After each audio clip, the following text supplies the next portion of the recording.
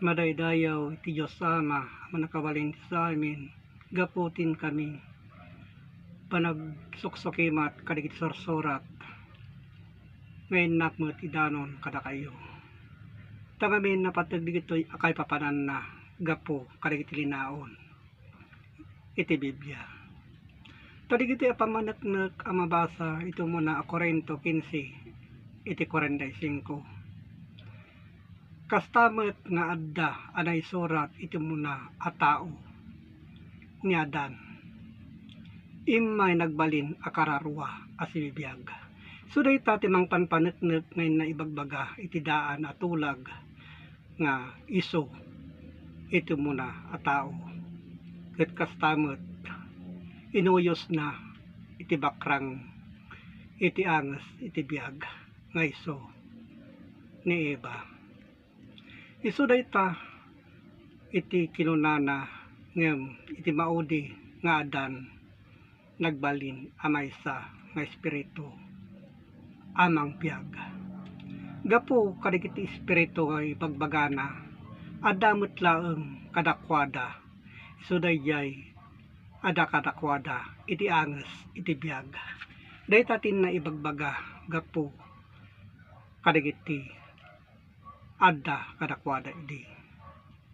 So nga digito'y amang panpaneknek nga iso iti pagayatan iti Diyos nga inaramid na iso digita iti nangrugyanan iti tao. Ta kinunana ito muna Korinto 15 iti 46.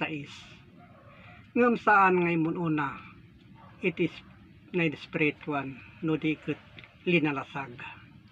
Di kita amang panpaneknek ket kalpasan na ng spirituan. Gusto nga digito'y panunutin tayo dagiti nasaya at abanbanag ngayon na ibagbaga. Tadigito'y so ti paka adalan, pakatinggaran, pakababalawan iti so amin ngadda iti imatang iti Diyos.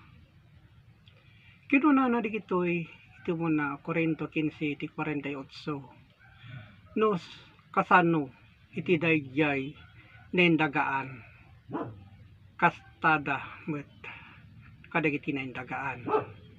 Ket no kasano daydi nainlangitan kastamet kadagiti nainlangitan.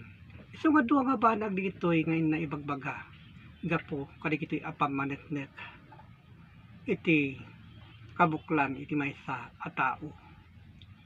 Isu nga digito'y tin na ibagbaga ipalpalawag kadigito'y nga adda anay surat bauten kadigito'y asasao. Kinuna naman din iti muna Korinto 15 iti 49. Ket no kasano iti naindagaan maalan iti pakabuklan malamet iti ladawan dayjay nainlangitan.